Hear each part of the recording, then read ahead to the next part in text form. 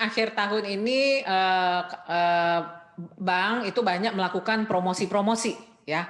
Apakah itu promosi perjalanan, promosi pemakaian kartu di, toko-toko online maupun, offline, itu biasanya banyak dilakukan di akhir tahun ya. Nah, biasanya di akhir tahun ini memang pemakaian yang terbesar adalah bersifat traveling. Jadi yang travel related itu adalah pembelian tiket, hotel, entertainment, jadi makan-makan itu memang salah satu aktivitas terbesar masyarakat Indonesia. Nah, di tahun ini sih memang masih kita lihat ada pelonjakan dari pada pemakaian kartu, tapi travelnya lebih banyak tentu saja travel domestik ya. Hmm. Dan juga apakah itu dari segi tiket maupun dari segi hotel. Makan atau entertainment saya rasa juga akan lebih meningkat. Eh, Tentu saja masih dalam skala pembatasan sosial ini yang kita masih harus observe ya, Hmm. secara terus-menerus harus lebih hati-hati di bulan Desember ini karena memang banyak yang lagi libur dan banyak yang traveling pada saat Nah, ini. biasanya nih, bentuk, spending-nya artinya kan ini kalau di akhir tahun kan karena ada promo dan lain-lain gitu ya, memang langsung, sekali gesek nanti ditunda bayarnya bulan depan atau biasanya banyak yang justru, jadi cicilan nih, misalnya, ngambil deh gitu ya, di bulan ini terus tercicil sekian gitu karena mungkin promonya lagi gede. Nah, banyakan yang mana nih yang, ditunda artinya Ya. pay later sebulan kemudian baru dibayar atau yang justru dalam bentuk cicilan jauh lebih banyak nih, Bu Dani?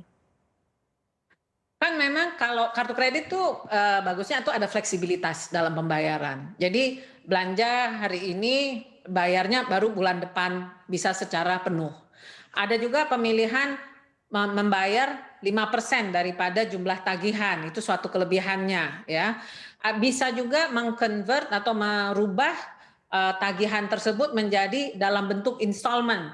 Jadi merupakan Mmm. pilihan-pilihan yang diberikan kepada nasabah dalam mengatur keuangannya. Jadi disesuaikan dengan keuangannya. Mungkin ada promo yang sangat menarik, misalnya promo mau merenovasi rumah, harus membeli elektronik, barang item yang kebetulan harganya juga cukup besar harganya, tapi karena di akhir bulan ini ada promo yang menarik, ya itu bisa mengambil kesempatan untuk membelanja dan melakukan installment. Jadi memang ada banyak fleksibilitas.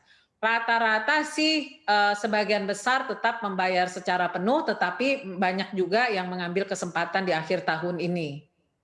Oke, jadi banyak pilihan karena fleksibel itu ya Bu Dani ya. Tapi kalau kita tarik mundur Ya, nih sangat selama fleksibel.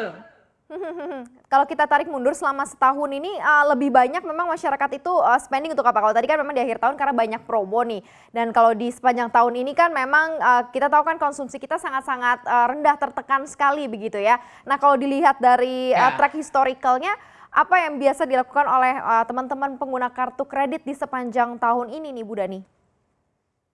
Jadi di zaman pandemi ini kita melihat terjadi perubahan-perubahan, ya.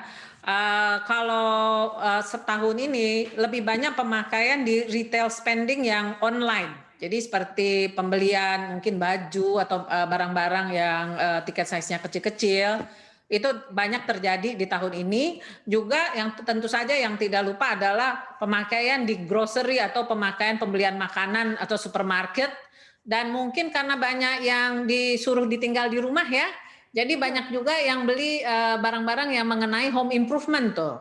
Jadi supaya lebih nyaman bekerja di rumah, supaya rumahnya keadaannya lebih nyaman, untuk sekarang kan biasanya kita tinggal di rumah 7 hari ya, selama Mhm. 7 hari di rumah saja. Jadi banyak juga tahun ini yang betul-betul menarik adalah pemakaian home improvement. Nah, tapi yang kita lihat banyak perubahan adalah pemakaian kartu kredit lebih mengarah kepada online tahun ini daripada secara offline atau face to face atau digerai-gerai secara langsung. Seperti apa sih Bu, datanya compare yang offline maupun yang online? Artinya adalah kan memang kita banyak mengalami PSBB khususnya di wilayah Jakarta ya. Kalau misalnya dilihat persebarannya Ya. di Indonesia sebenarnya komparasinya sudah berapa persen sih memang yang bertransaksi melalui online dan sebenarnya Jadi masih, kalau cukup banyak nggak yang offline juga? Jadi kalau diperbandingkan antara online sama offline, berdasarkan statistik yang ada yang disampaikan di salah satu, asosiasi adalah, 48%, sekitar 40 sampai 50% dilakukan online, Sisanya dilakukan secara langsung atau offline. Oke, tipis ya sebenarnya ya Jadi ini yang offline. merupakan perubahan yang sangat besar ya kalau kita lihat. Jangan lupa untuk install aplikasi CNBC Indonesia yang tersedia di App Store dan Play Store dan ikuti terus perkembangan ekonomi bisnis terkini hanya di CNBC Indonesia Beyond Business.